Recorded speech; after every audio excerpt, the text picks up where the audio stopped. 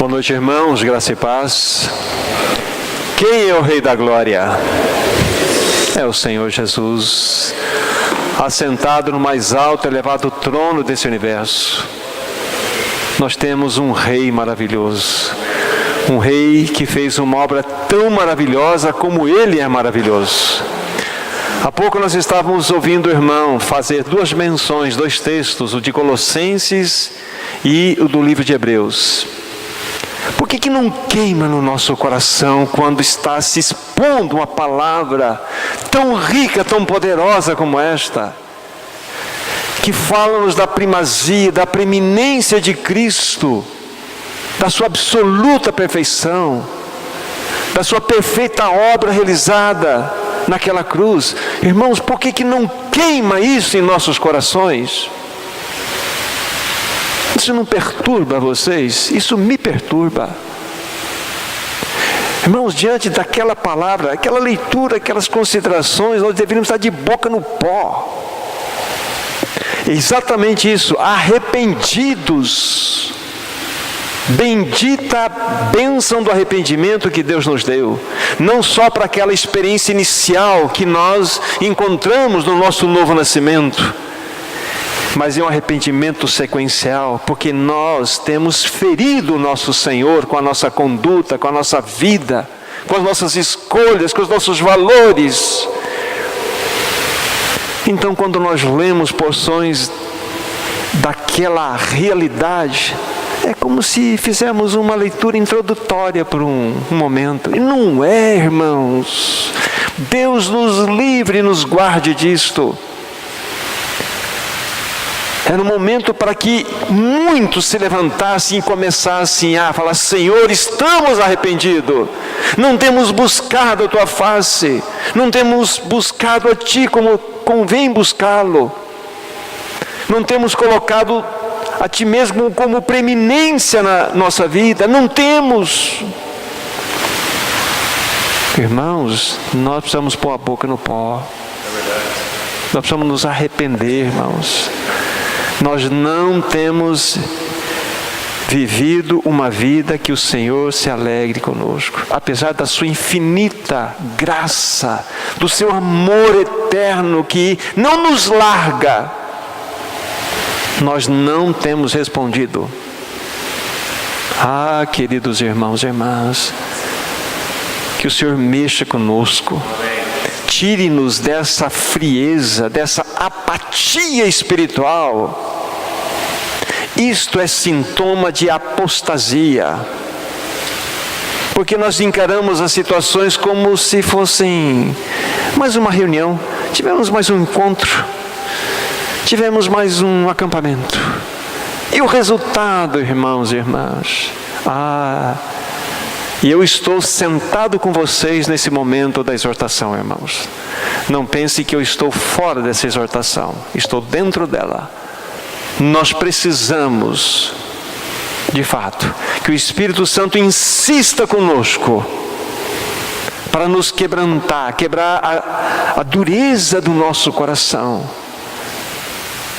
para que realmente nós, ao ouvirmos a palavra, ao tocarmos a palavra, tocarmos a reflexão da palavra, sejamos tocados, quebrantados e avivados. Que eu possa ser socorrido. Não é egoísmo, não é necessidade, mas que vocês, todos nós, sejamos socorridos. Nós precisamos sair desse marasmo espiritual, irmãos e irmãs. Nós precisamos. E não há outra maneira de nós sairmos dessa condição se nós não tivermos a revelação dada pelo Espírito Santo do quanto fomos amados. Do quanto nós fomos amados por esse bendito Senhor, que escolheu a levar para a eternidade as marcas do seu sofrimento no seu santo corpo, em sinal de amor. Mas essas coisas nos tocam muito superficialmente. Ah, doce Espírito, fala ao nosso coração. Fala nesta noite também. Ajuda-nos, livra-nos de nós mesmos. Ajuda-nos a ouvir-te, para que possamos, ao ouvir ao Espírito Santo, Ele nos jogue o holofote em Cristo e nos derramemos em adoração diante desse Senhor tão maravilhoso. Você tem uma oportunidade agora de falar: louvado seja o Senhor, glorificado seja o Senhor, bendito seja o Senhor. Diga isso, irmão e irmã: louvado seja o Senhor, bendito seja o Senhor. Fale para que Ele ouça com a sua voz. Ele merece. Sabe por que eu estou dizendo isso, irmãos e irmãs? Tem um texto que vocês conhecem, já lemos ele aqui várias vezes. Ele, subsistindo em forma de Deus, não julgou como usurpação ser igual a Deus. Antes, a si mesmo se esvaziou, assumindo a forma de servo, tornando-se semelhante a homens. E, reconhecido em figura humana, a si mesmo se humilhou, tornando-se obediente até a morte, morte de cruz. E depois, pelo que também Deus o exaltou sobremaneira e lhe deu um nome, ou um nome que está acima de todo nome, para que ao nome de Jesus se dobre todos os joelhos, no céu, na terra e debaixo da terra, lá no Hades, e toda língua confesse que Jesus Cristo é o Senhor, para a glória de Deus Pai. O inferno, um dia haverá um clamor. Aqueles que estiverem lá estarão clamando: Ele é o Senhor, Ele é o Senhor, Ele é o grande vencedor, Ele tem toda a autoridade. Este é o teu Senhor Jesus, digno da nossa adoração. Então Ele um dia receberá o clamor desse universo, vindo até das profundezas dessa terra, em reconhecimento de uma autoridade absoluta. Lembre-se quando eu falei hoje daquele segundo véu rasgado, melhor dizendo, do terceiro véu rasgado, que é o véu da incredulidade, daquele centurião, o homem experimentado em torturas, experimentado em frieza, experimentado em escárnio, experimentado em malvadezas, experimentado em todo tipo de crueldade que você possa imaginar. Ali estava esse centurião, Cássius Longinos, diante de um que estava pendurado. Ele não sabia com quem ele ia combater. Ele irá combater com um carpinteiro de Nazaré, manso, humilde, não reativo, absolutamente santo. E nesse combate, quem se lançou ao chão foi o centurião. Verdadeiramente este é filho de Deus. Não se importou com absolutamente mais nada. Deu as costas à sua posição de glória. Tornou-se um cristão fiel, como foi dito. Foi lá para a região da Capadócia. E depois de um tempo de evangelizar tantos, foi sacrificado por causa da sua fé. Ele viu o amor. Ele viu literalmente o amor e experimentou o amor e derramou-se em amor por ele. Por isso ele deu adeus ao mundo. O que é a morte diante de um Senhor tão poderoso como este? Absolutamente nada. O mundo e tudo perde o brilho. Mas por que o mundo não perde o brilho diante de nós? Porque nós o achamos importante. Nós amamos o mundo. Reconheçamos isto, irmãos e irmãs. Por isso que o momento é de pôr a boca no pó. Pegue o livro de Cantares, antes de nós darmos um passo adiante ao que iremos ainda nessa noite falar. Livro de Cantares, capítulo 5. Tem uma passagem aqui, algumas citações que eu gostaria de fazer. Cantares, capítulo 5. Enquanto vocês chegam lá, O livro de Cantares, na realidade, é uma linda metáfora. Mostra-nos aqui um relacionamento de amor entre Salomão e Sulamita. E era um relacionamento de amor profundo. Mas isto é, na realidade, uma metáfora que joga todo o holofote naquela relação celestial de Cristo com a sua igreja.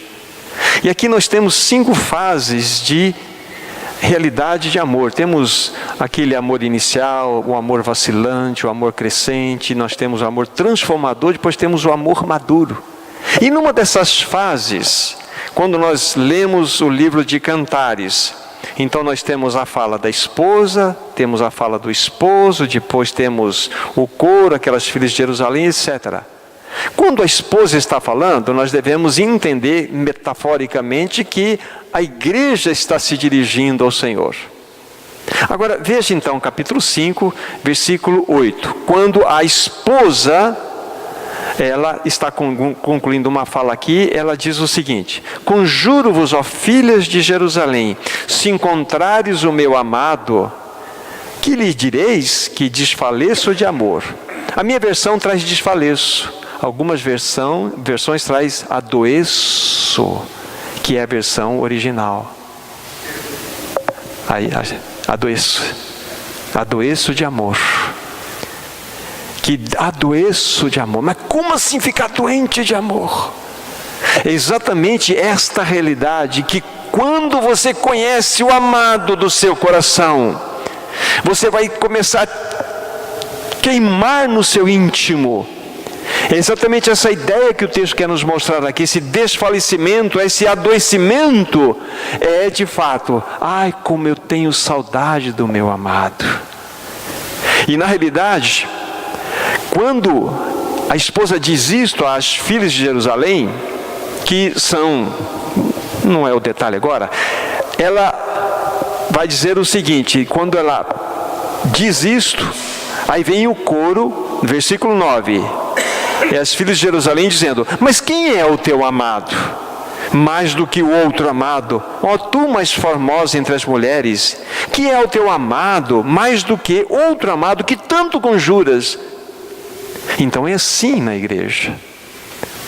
Há aquelas pessoas que começam a ser despertadas, e começam de fato a ter um relacionamento de intimidade com Cristo, e que vai chamar a atenção de muitas outras que estão à sua volta.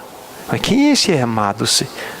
Aí ela começa no versículo 10 em diante, a esposa, descrever as belezas daquele que era o amado da sua alma. O meu amado é alvo, é rosado, mais distinguido entre 10.000. E ela vai desenvolvendo tudo aquilo que ela poderia colocar como palavras para lançar como qualidades, belezas insondáveis desse querido amado dela. Aí ela chega num determinado momento, que é o verso 16, e diz assim: o seu falar é muitíssimo doce, sim, ele é totalmente desejável, tal é o meu amado, tal é o meu esposo, ó filhas de Jerusalém. Esta é a descrição de um amor apaixonante. Essa é a descrição de um amor que está num processo de amadurecimento. É quando ela perdeu completamente, vamos dizer assim, todo o interesse para as coisas que estavam à sua volta, e o único foco se tornou o seu amado. E depois desse testemunho, veja só o que aconteceu com esse testemunho, versículo 1 do capítulo 6. Para onde foi o teu amado, ó mais formosa entre as mulheres? Que rumo tomou o teu amado? E nós o buscaremos contigo. Olha aí. Aquele testemunho entrou no coração daquelas filhas de Jerusalém dentro dessa leitura. E falou: mas que rumo ele foi? Queremos conhecer, e nós o buscaremos contigo. Nós o buscaremos. É assim. Quando, queridos irmãos e irmãs, o nosso coração começar a arder de amor pelo Senhor, porque Ele já se revelou a nós, porque nós o amamos, porque Ele nos amou primeiro. Quando verdadeiramente isso ser experimentado, esse queimar do coração do amor pelo Senhor vai fazer com que as pessoas vejam Cristo em nós e elas vão se interessar por aquilo que está movimentando a sua vida. Vocês já ouviram testemunhos do tipo seguinte, assim: um irmão chegou e perguntou a respeito daquela outra pessoa, por que ele é tão diferente assim? Por que ele é tão diferente dos outros? E é um testemunho de pessoas que na realidade estão vivendo simplesmente na dependência desse Cristo maravilhoso. Não fazem as suas escolhas na medida em que o mundo escolhe. Faz as suas escolhas na medida em que seu Cristo orienta. É assim. Que lindo será um dia alguém chegar para você e falar assim: mas por que você é diferente dos outros? Por que você faz assim? Por que você não foi lá? Aí você vai começar a entender o que é um testemunho simples e prático. Então nós temos esse livro de Cantares extremamente lindo, que é uma linda, preciosa metáfora da relação de Cristo e a igreja. Depois vocês debrucem nesse livro e vocês vão realmente ter muitas colheitas de pérolas preciosas que estão aqui. Mas esse é o ponto inicial que eu quero deixar para vocês, para mostrar da importância dessa relação de amor. O que nós fizemos com o tempo juntos já compartilhado. Buscamos estabelecer uma base para respondermos àquela questão que foi levantada quando João diz lá na sua primeira epístola: não ameis o mundo, e nem as coisas que há no mundo. Não ameis o mundo. Aí nós começamos a fazer perguntas, vocês se lembram? Por que os cristãos amam o mundo? Porque um filho de Deus lavado no sangue de Cristo prefere beber a água poluída desse mundo e não se saciar naquelas fontes maravilhosas, mananciais maravilhosos de águas do Senhor. Por quê? Por quê? Lembra-se, nós fizemos essa pergunta. Aí nós clamamos algo, que o Espírito Santo nos ajudasse para que despertasse no nosso coração amor pelo Senhor. Mas nós precisávamos de algo mais. É que esse mesmo Espírito Santo mostrasse o quanto esse Senhor nos amou para que pudéssemos amá-lo. Porque nós só podemos amá-lo porque Ele nos amou primeiro, em primazia. Esse é o grande desafio. Aí nós vamos facilmente compreender essas realidades do texto. Vamos para 1 João capítulo 2, por favor. Versículo 15 em diante. Vocês vão entender estas realidades aqui que são exortativas, mas na medida em que nós vamos desfrutando desse relacionamento de intimidade com o Senhor, nós vamos avançando. Nós vamos avançando com a ajuda do Senhor. Eu sempre tenho feito isso e vou fazer muito brevemente, porque eu já usei um pouquinho do tempo introdutório, mas eu quero para sempre fazer aquela conexão que particularmente eu entendo ser interessante. O que nós fizemos hoje pela manhã foi apresentar para os irmãos, para concluirmos aquela realidade especial de contemplarmos a face de Cristo lá no Calvário. Nós falamos dos 6 milagres da cruz e na perspectiva da redenção. O primeiro milagre é a escuridão. E isso fala-nos do preço da redenção. O segundo milagre fala-nos do quê? Do véu rasgado de cima a baixo. Fala-nos do propósito da redenção. O terceiro milagre, o tremor. Lembra do terremoto? Fala-nos do poder da redenção. O quarto milagre fala-nos dos sepulcros que foram abertos. Fala-nos do fruto da redenção. Depois, lembra-se, fomos para João, o quinto milagre, aquele lenço que estava sobre a cabeça de Jesus, que estava enrolado e deixado à parte. E o que nós falamos para os irmãos, dentro dos costumes da época, quando havia um banquete, então você se levantava daquele momento e você iria voltar e você deixava então aquele guardanapo enrolado bem na frente do seu talher. Então o atendente que chegaria lá fala assim: não, esta pessoa que não está presente aqui vai voltar. Então o que significa aquele lenço? Eu voltarei. É escatológico. E o sexto, fala-nos então da prova da redenção, né? Prova da redenção. E o sexto milagre, a ressurreição dos mortos, que apareceram em Jerusalém depois da ressurreição de Cristo. Fala-nos do quê? Do penhor da ressurreição.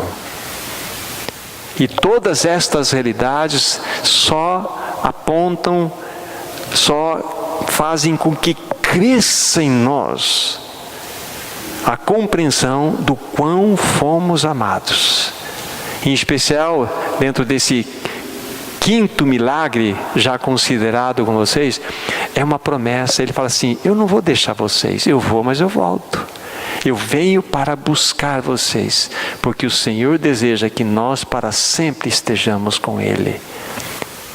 O Senhor nos ama tanto, que Ele quer ter uma convivência íntima conosco, e deve começar agora no nosso coração. Deixe-me dizer algo a respeito da mesa que não foi dito hoje de manhã.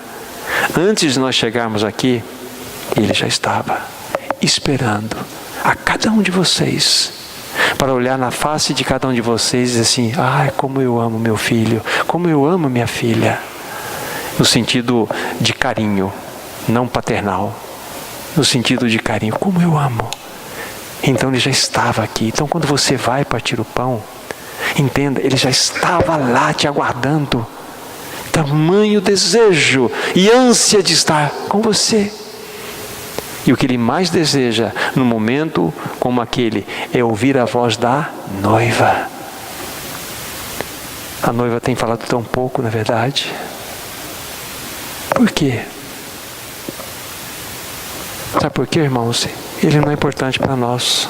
É isso que é. Ele não significa muita coisa para nós. Sim, Ele tem um valorzinho, sim. Um valorzinho, Ele deu a sua vida por nós, morreu naquela cruz. Mas não é tão assim. Irmãos, isso tem que mexer conosco. Você tem um privilégio, eu também, de sempre, na oportunidade de que se expõe para nós estarmos junto do noivo, naquele momento que vamos nos lembrar do que Ele fez. Ah, irmão, irmã, venha preparado, não venha com o seu cesto vazio. Venha com seu cesto cheio de palavras de adoração, de gratidão. Ou então pelo menos uma frase: Senhor, eu te amo. Mas por que isso emperra dentro de nós?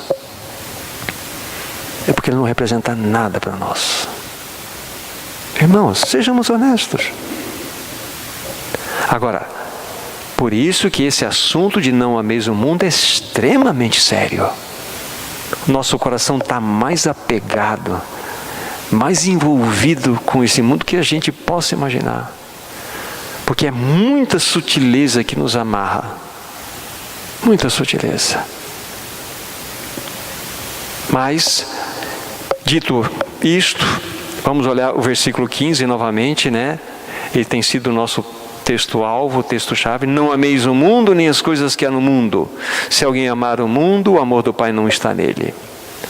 Você já considerou, antes, o nosso propósito hoje também é nós trazermos uma definição, uma pouca explicação sobre a questão da palavra mundo para os irmãos.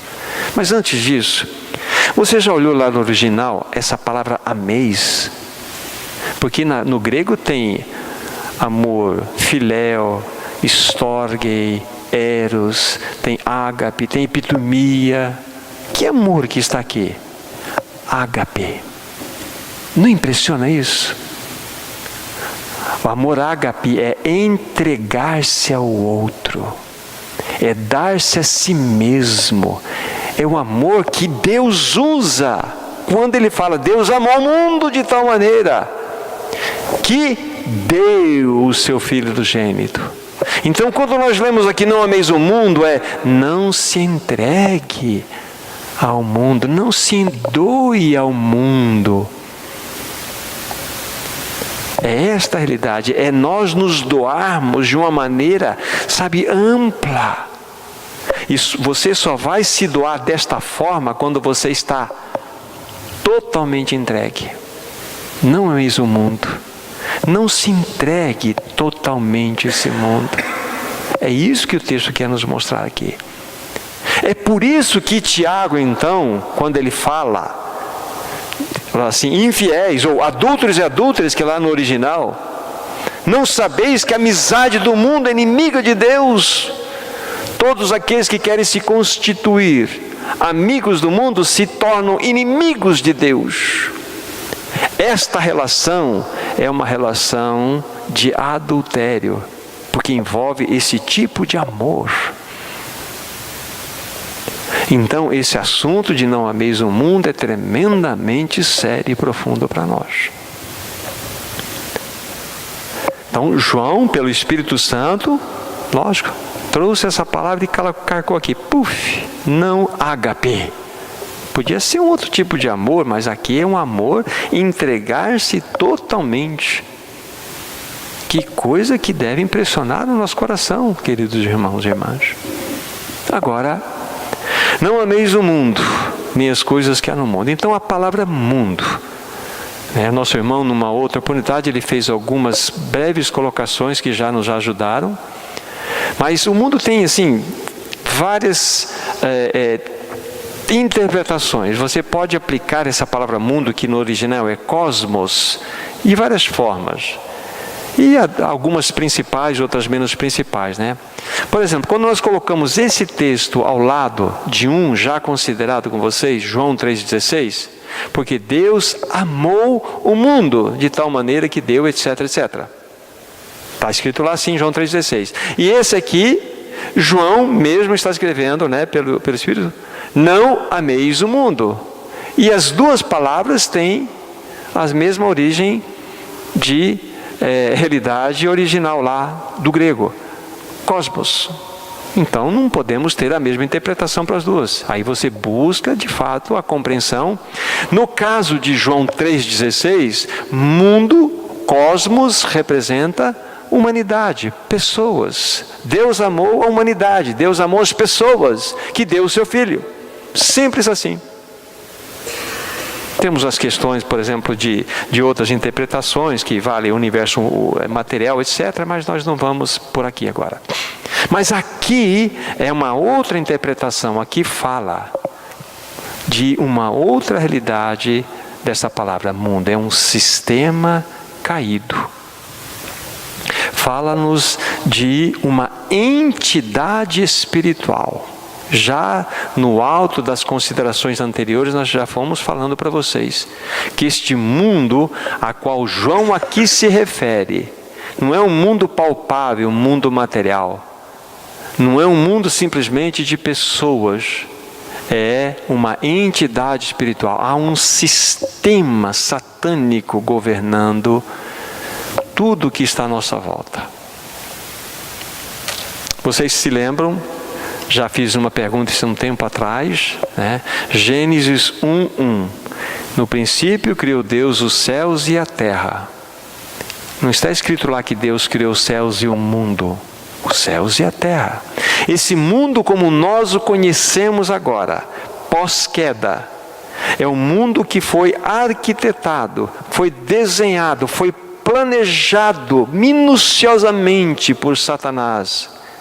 Ele tem um objetivo por isto. Ou seja, todo o sistema político que nós conhecemos, todo o sistema educacional, todo o sistema social, todo o sistema religioso, sistema econômico, tudo isso faz parte de uma tramóia do inimigo. Então nós estamos inseridos dentro de um contexto, porque tudo foi desenvolvido a partir de uma queda, onde o inimigo está agindo. E quando João está nos orientando aqui, dando essa palavra, imperativa, não ameis o mundo, é uma ordem, não ameis o mundo. Ele está querendo nos mostrar exatamente que este mundo caído tem a assinatura de Satanás. Deixe-me novamente registrar para vocês aqui algo importante. Assim como a igreja é uma entidade espiritual, um corpo vivo, a igreja não é um prédio. Você foi para a igreja? Como é o nome da tua igreja? qual é o endereço da tua igreja? Não é assim que a gente pergunta? A igreja não é um prédio, não é uma instituição. A igreja é o corpo vivo de Cristo. Ou seja, nós temos parte da igreja que está reunida aqui. Quando esta reunião terminar, a igreja, que somos nós, membros uns dos outros, nós vamos para casa. E o templo fica aqui. Então a igreja é uma entidade espiritual, o corpo vivo de Cristo, composto de muitos membros, cujo cabeça é Cristo. E hoje, Cristo, como Ele se movimenta, como Ele faz a sua obra? Pela igreja. Então, se nós não formos os braços do Senhor, se nós não formos as pernas do Senhor, a boca do Senhor, os ouvidos, os olhos do Senhor, como Ele vai avançar a sua obra? Não vai. Então é de responsabilidade nossa entender que nós fazemos parte de uma realidade espiritual, uma igreja. Da mesma forma, este mundo, aqui como interpretado por João, cosmos, sistema caído, é uma entidade espiritual que tem um cabeça, Satanás. E como então Satanás, ele desenvolve o seu projeto nesse mundo? Usando o seu corpo. Usando o seu sistema como mãos, como pés, como ouvidos, como olhos, como, enfim, é assim. E nós precisamos discernir isto. É por isso então que João está dizendo, não ameis o mundo, nem as coisas que há no mundo. Esse cosmos é um sistema mundano estabelecido, arquitetado, muito bem arquitetado. E tem 3 finalidades. Eu penso que há mais, mas eu selecionei 3 aqui. Primeiro, confrontar Deus com o seu projeto. Satanás, ele sempre irá fazer de tudo para confrontar Deus com o seu projeto. Essa é a primeira missão. Ele vai ter a ferramenta maior dele, que é o mundo, para atingir o seu alvo. Usando todos os tipos de atrativos, todos os tipos de mecanismos para nos distrair. Vai usar tudo que ele puder para nos distrair. Para que a obra de Deus mesmo seja confrontado. Esse é o primeiro objetivo. O segundo, arruinar o testemunho da igreja. Esse esquema, essa entidade espiritual caída, tem como objetivo arruinar o testemunho da igreja, macular o testemunho da igreja. Então ele vai fazer de todas as maneiras para que ele leve a bom termo isto. E por fim, ele quer enganar a sociedade em geral, o mundo em geral, a população em geral, ela é mantida debaixo da escravidão do engano, através dos brinquedinhos que Satanás vai oferecer através desse mundo, para nos manter realmente cativos, enganados. Irmão, nós vivemos num mundo caído, terrivelmente caído. Facebook, Instagram, você nunca viu a foto de uma pessoa feia lá. E normalmente as pessoas dão depoimentos das coisas mais lindas, mais belas que acontecem, salvo algumas coisas. Eu estou dizendo isso, eu não tenho isso e não estou criticando quem tem, pode se tornar uma ferramenta até boa. Mas eu estou olhando agora na perspectiva negativa. Não vejam-me como um legalista aqui. Mas é uma tremenda ferramenta maligna. E é impressionante isso, a multiplicação mundial que está acontecendo, por exemplo assim, destas realidades de mecanismo da via web, via essa mídia. Irmãos, vocês sabem quantas pessoas se suicidam por ano no mundo? Por ano não, perdão, por dia. 1 milhão. 1 milhão. A cada 4 segundos há uma tentativa de suicídio no mundo. E a cada 8 segundos, uma leva a bom termo. O Brasil é o 8º país no mundo em suicídio. Nós estamos vivendo uma situação extremamente importante. Olha, eu não conheço, mas eu ouvi dizer que a Suécia é um país extremamente desenvolvido. Você anda pelas ruas de Estocolmo, você entra em alguns lugares, algum lugar de venda de revista, você não tem um vendedor. Você pega o seu dinheiro no bolso, pega a sua revista, pega o seu troco e vai embora. Que país maravilhoso. Primeiro no ranking em suicídio. Sabe por quê? As pessoas não têm mais sentido de vida, não têm mais valor na sua vida e não têm mais propósito em sua vida. Porque o mundo está assim, ó, com seus tentáculos cada vez mais engolindo. E nós, povo de Deus, estamos sendo tragados. E se nós, pelo Espírito Santo, não fomos acordados por isso, nós que somos aqueles que têm a resposta para esse mundo perdido, para esses jovens que não têm mais sentido de vida, não têm mais valor para a vida, não têm propósito de vida, nós temos a resposta. E por que nós não estamos levando essa resposta?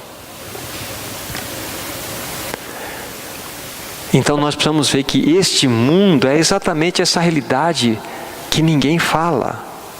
É essa mancha maligna que quando a gente expõe a gente fica assustado. Então nós precisamos entender o que João está dizendo aqui. Não ameis o mundo. Esse sistema caído que vai simplesmente colocar um canudinho no seu cérebro e vai enxugar você até o fim. Quando você não servir para mais nada, ele vai cuspir fora você. Porque é isso que ele vai fazer. Então nós precisamos estar atentos. Agora, o ponto principal que nós devemos nos ater é conhecer o amor do Senhor. Porque quando nós estabelecemos um relacionamento de amor desse nível, o próprio Espírito vai nos dar graça de enfrentarmos essa situação, de discernirmos essa situação. Aí ninguém vai precisar perguntar para mim, Thomas, ir no shopping é do mundo ou não é do mundo? Thomas, ir no cinema é do mundo? Essas perguntas se perdem no espaço. Depende, você pode estar no shopping e ser um santo. E você pode estar no shopping e ser um mundano terrível. Depende. Vai depender do teu relacionamento com o teu Senhor. Foi claro? Para não deixar nenhum embaraço para os meus irmãos. Então não é assim, não é lá, pode isso, pode naquilo, pode subir, não pode. Não é assim. Ande com Ele. E há um livro que chama assim, Meus Passos, o que faria Jesus? Você vai se lembrar, Senhor Jesus, isso te agrada? Isso traz alegria ao teu coração? Não traz? Também para mim não traz não, Senhor. Não, você pode ir lá, meu filho, eu estou com você, então vai. É assim. Então quando somos exortados aqui por esse imperativo, não ameis o mundo, realmente é algo extremamente significativo, né? E como estamos falando da classificação, dando um entendimento um pouco mais amplo sobre essa palavra mundo, vamos pegar agora vários textos, ainda que de maneira rápida, vamos citá-los, para vermos o que a palavra de Deus fala-nos a respeito do mundo em várias perspectivas. Primeiro texto, 1 Coríntios capítulo 2, 1 Coríntios capítulo 2, versículo 12. Vamos anotando assim, ou pelo menos tendo a percepção dos detalhes que vamos estar pensando dos versos que serão citados. 1 Coríntios 2, 12. Diz assim, ora, nós não temos recebido o Espírito do mundo, e sim o Espírito que vem de Deus, para que conheçamos o que por Deus nos foi dado gratuitamente. Mas o ponto é, nós não temos recebido o Espírito do mundo. O que é isto?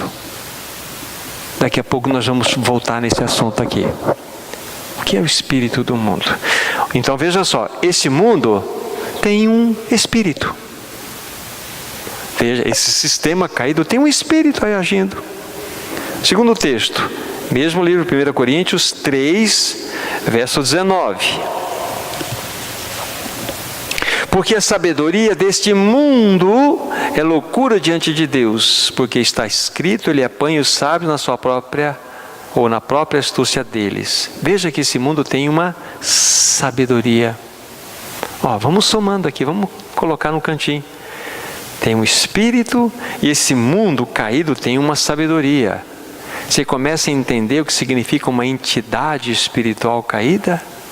Então há todo um processo bem arquitetado. E a única defesa clara, o único antídoto possível para enfrentarmos isto é quando nós contemplarmos o Calvário. Ainda hoje penso que nós ainda vamos falar da obra da cruz, porque a única forma, olhando para Cristo e este crucificado, de nós sermos libertos de maneira real, é olharmos para aquilo que Ele fez objetivamente e também na resposta subjetiva a nós, lá na cruz. Vamos pegar no outro texto. 1 Coríntios, vamos aproveitar que estamos nesse livro, capítulo 7, versículo 31. Veja só como que Paulo, quando ele vai falar do mundo, ele fala alguma coisinha que nos mostra como realidade desse mundo caído. 7:31, 1 Coríntios. E os que se utilizam do mundo como se dele não utilizasse, porque a aparência deste mundo passa. A palavra cosmos também, ela nos dá a etimologia da palavra cosmético. E quando nós vemos, ou pessoas que usam cosmético, você coloca todo tipo de produto na sua face, que é para você esconder alguma coisa, para você refletir uma outra. Não é isso, sinceramente falando, é isso. Está errado? Lógico que não. Mas no exemplo que a palavra está dando aqui, é para nós entendermos que esse mundo realmente é uma aparência. Há um cosmético passado na face dele. Ou seja, essa aparência gera o quê? Engano para nós. E nós somos capturados. Nós somos aí hipnotizados por esse engano e depois capturados. Mas vamos mais um pouco adiante. Efésios capítulo 2, versículo 2. E vamos somando aqui estas realidades que revelam para nós o que representa esse mundo, aquilo que ele é também. 2:2 de Efésios. Nos quais andastes outrora, segundo o curso deste mundo, segundo o príncipe da potestade do ar, do espírito que agora atua nos filhos da desobediência. Esse mundo tem um curso, ele tem um caminho. Já viu um riozinho seguindo seu curso, andando pelas suas curvas, passando por lá? Esse mundo é igualzinho. Agora, nós estamos nessa corrente que nos leva? Esse é o ponto, não é mesmo o mundo. Então nós devemos perguntar ao Senhor: Senhor, abra o meu entendimento para que eu discirna tudo isso que está à minha volta. Então esse mundo tem um curso. Agora, capítulo 6, desse mesmo livro, versículo 12.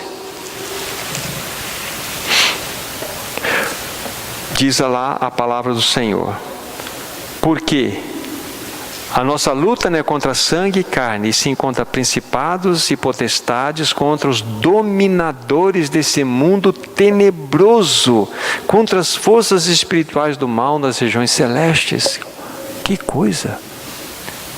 Dominadores desse mundo tenebroso, cosmocrátares, são entidades caídas que estão dominando. Então entende quando nós falamos que esse mundo na perspectiva de João lá é uma entidade espiritual maligna, e nós devemos estar atentos. E este caminho, Satanás, por esse caminho do mundo, Satanás irá usar todos os recursos. Todos. Fora desse ambiente nós estamos assistindo, infelizmente, a festa da carne. A festa da carne. Quantos suicídios sairão daí quantas situações que macularão famílias, macularão a sociedade, quantas coisas. E o povo lá, tchum, tchum, tchum, tchum, tchum, tchum, tchum. E é só alegria, né? A entrevista é só alegria. Facebook, Instagram, tudo é alegria. Mas nunca entram nos bastidores e percebem que aquilo é a semente da destruição de famílias, é a semente da destruição de pessoas, é a destruição de testemunho de cristianismo, é destruição. Não ameis o mundo, é o que a Bíblia fala. E isso está constantemente diante dos nossos olhos. Todos nós somos tentados. Não tem aqui ninguém mais espiritual do que o outro. Todos nós somos tentados. Se nós dermos vazão para a carne, iremos cair. Mas nós devemos permitir que Cristo cresça e nós diminuamos. Este é o mundo. Então esses dominadores do mundo sabem exatamente, e mundo tenebroso sabe como agir, como operar. Irmãos, a igreja, ela não está num parque de diversão, não está numa Disneylândia espiritual, está num campo de batalha. E você tem um inimigo feroz, o inimigo que quando você está numa luta, você cai no chão, ele não vai esperar você levantar, ele vai te chutar, ele vai esmagar você, ele vai chutar a tua cabeça, ele quer destruir você. Quando você e eu nos rendemos a ele, ele vai nos pegar e vai nos massacrar até a morte. Esse é o mundo. Agora nós podemos evitar todas essas coisas na medida em que cresça no nosso coração um profundo amor por ele, decorrido da revelação do quanto ele verdadeiramente nos amou. João 12:31. João 12:31.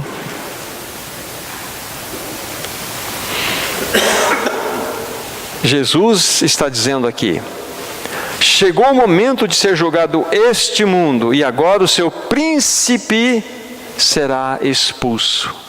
Esse mundo tem um príncipe. Olha, esse mundo tem um espírito, ele tem sabedoria, ele é uma aparência, ele tem um curso, tem dominadores, ele tem príncipe. É uma entidade espiritual caída. Então nós não podemos brincar com esse mundo, porque nós seremos presas fáceis.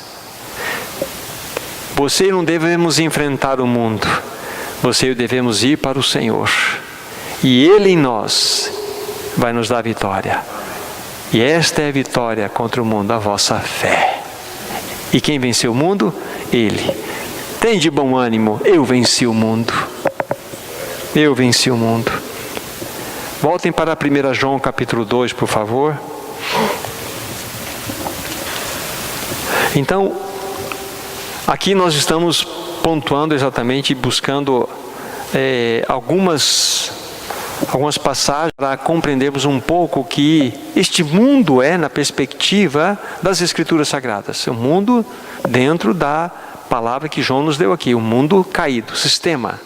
E vimos exatamente, ele se configura uma entidade espiritual caída. Terrível. Agora, lógico, dentro desse contexto, é impressionante que, logo que João trata desse assunto, finalizando no versículo 17, na leitura, ele entra no versículo 18. Veja só o contexto. Filhinhos, já é a última hora, e como já ouvistes que vem o anticristo, também agora muitos anticristos têm surgido, pelo que conhecemos que já é a última hora.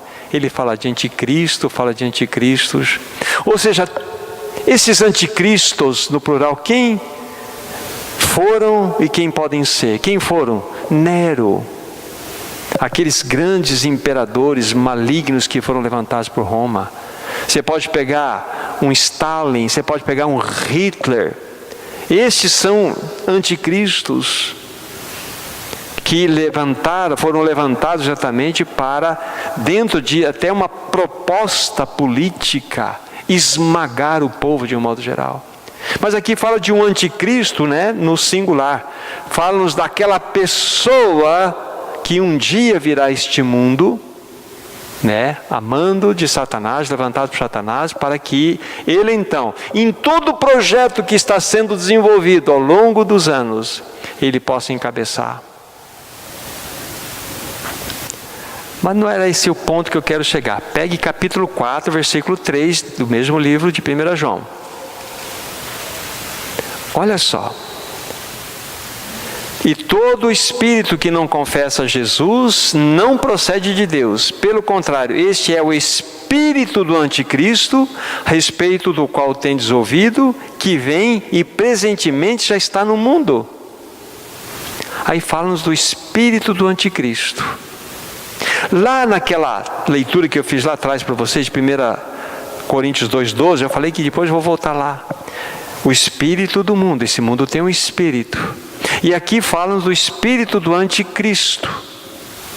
Nós estamos falando de uma mesma coisa. O que significa essa expressão espírito do anticristo ou espírito do mundo? Segundo eu compreendo, é uma mentalidade que vai governar nossas ações.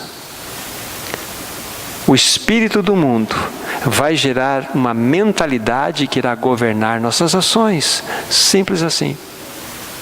É um espírito, é uma mentalidade que começa a dominar as pessoas para que esse espírito, essa mentalidade governe as ações dela. Esse é o ponto. A sociedade está sendo preparada para este encontro aqui, um encontro com o anticristo. Uma mentalidade está sendo desenvolvida de tal forma que as pessoas estão como, não sei se estou falando certo aqui, o gado, ele vai para o matadouro e nem sabe o que está acontecendo lá.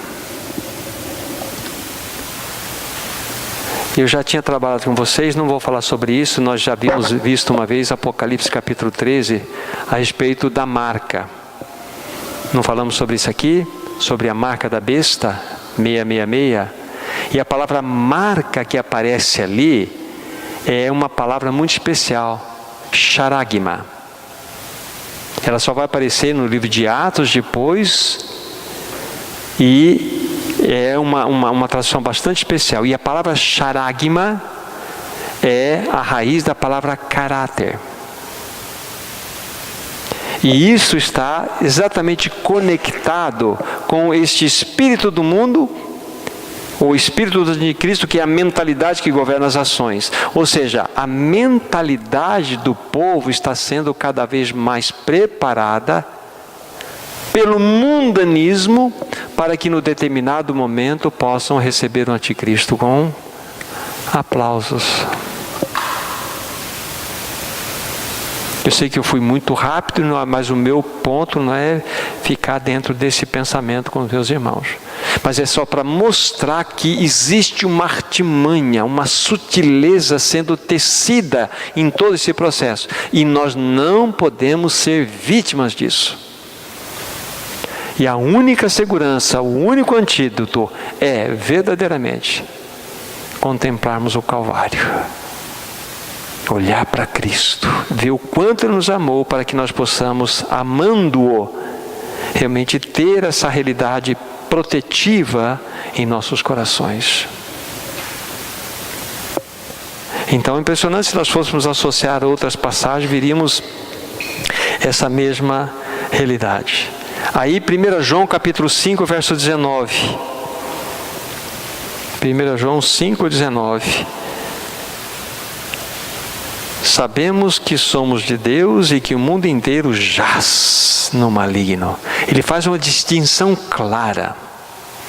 Somos de Deus e o mundo jaz, está associado ao maligno. O mundo está, porque é uma entidade espiritual. Então nós precisamos da ajuda, do socorro do Senhor. Agora nós precisamos então, talvez ver um texto e mais um outro para que possamos marchar para a nossa conclusão. Esse mundo, ele é extremamente sedutor. O diabo não iria usar coisas que não nos seduzem para tentar nos atrair. O diabo, ele tem uma experiência só na Terra de 6.000 anos. Ele sabe exatamente qual é a minha fraqueza. Ele sabe qual é a sua fraqueza. Ele vai lá naquele ponto.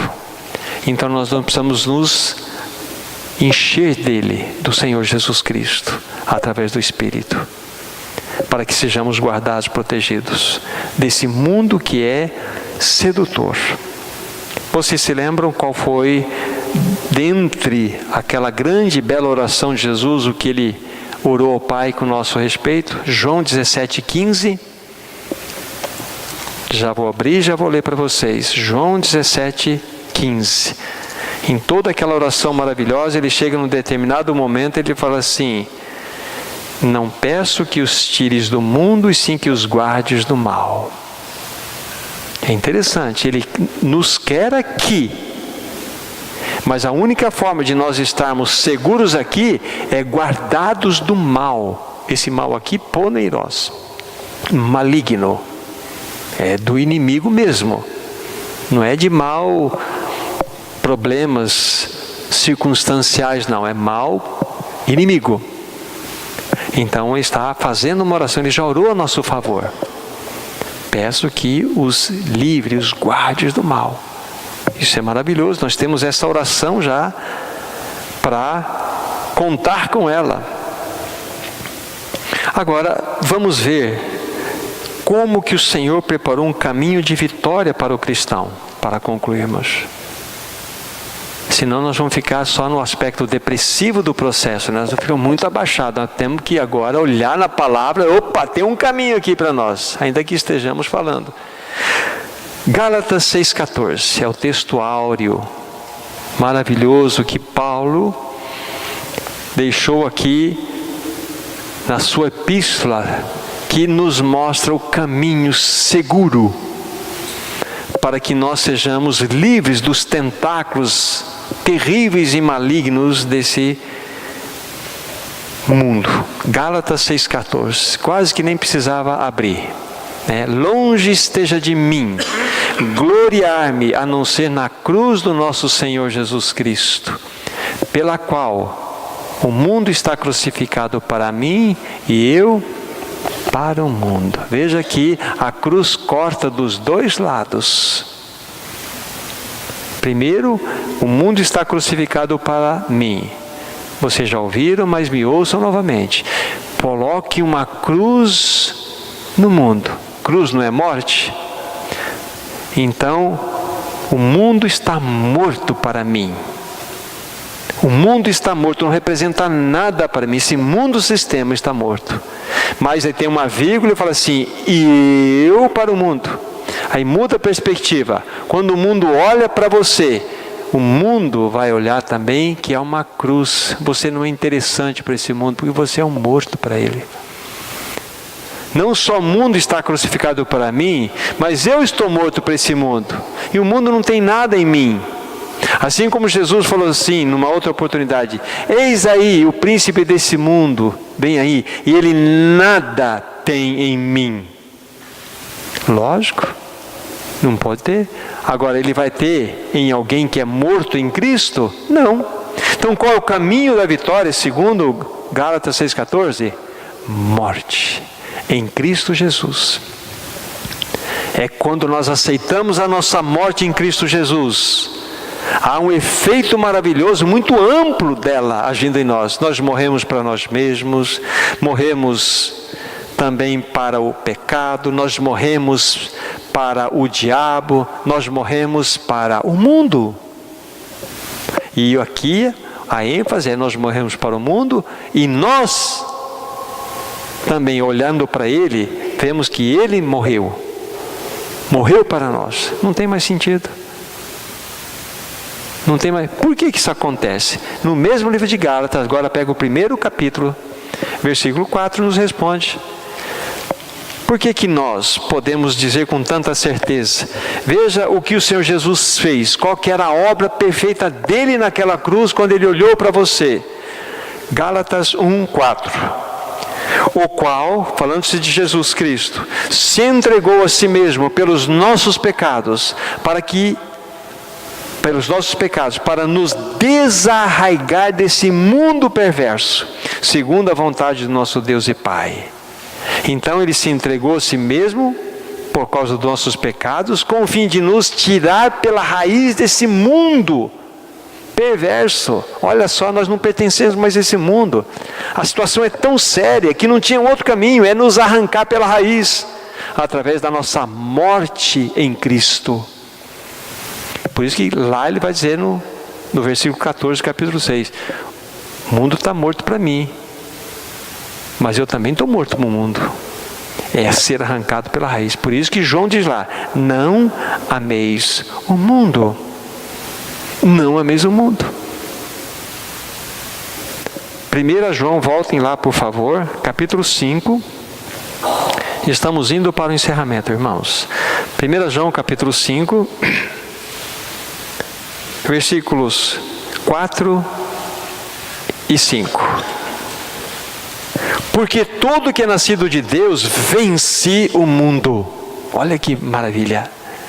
E esta é a vitória que vence o mundo, a nossa fé. Quem é que vence o mundo, senão aquele que crê que Jesus, crê ser Jesus, o Filho de Deus? Mas olhando uma perspectiva mais, em princípio aqui, quem é que vence o mundo, senão o Filho de Deus? E senão, onde está a nossa vitória contra o mundo, senão pela nossa fé? Fé no Filho de Deus, que nos atraiu na sua morte, e depois na sua ressurreição, Ele mesmo vem habitar no nosso coração. Então nós morremos para o mundo, morremos para nós mesmos, e nessa jornada de fé nós temos a vitória. Esse é o texto, essa é a realidade. Não precisa ir lá, já foi lido pela introdução que foi feita, quando foi citado o livro de Colossenses, capítulo 1, versículo 13. Ele nos libertou do império das trevas e nos transportou para o reino do Filho do seu amor. Saímos de uma condição de império, de um aion caído, de um sistema maligno, e fomos levados para o reino do Filho do amor de Deus, o Filho do seu amor. Já foi feito isso, irmãos e irmãs. Então que sejamos ajudados, que nós sejamos socorridos pelo Espírito Santo, olhando para essas passagens finais que foram citadas. Onde está a tua vitória? Comece a debruçar-se sobre Gálatas 6,14. A minha glória está na cruz, porque nela eu morri para o mundo e o mundo morreu para mim também. Bendito seja o Cordeiro de Deus, que fez uma obra tão perfeita por nós. Damos graças a Ti, Senhor, graças a Ti. Obrigado pela orientação da Tua palavra, tão pura, tão perfeita. Nós Te agradecemos de todo o coração. Queremos que os nossos corações sejam dilatados de amor por Ti. Queremos de fato viver uma vida de adoração ao Teu nome, de respeito ao Teu nome, de compromisso com o Teu nome, para que possamos levar o Teu nome de maneira honrosa por todos os lados. Obrigado pela bendita obra da cruz. Obrigado pela nossa morte em Cristo Jesus. Obrigado porque nós morremos em Cristo para o mundo e o mundo para nós. Ajuda-nos pelo Espírito Santo a nos apropriar dessa tão poderosa verdade. Nós oramos pelo precioso e poderoso nome de Jesus. Amém. Amém, Senhor. Amém, Jesus.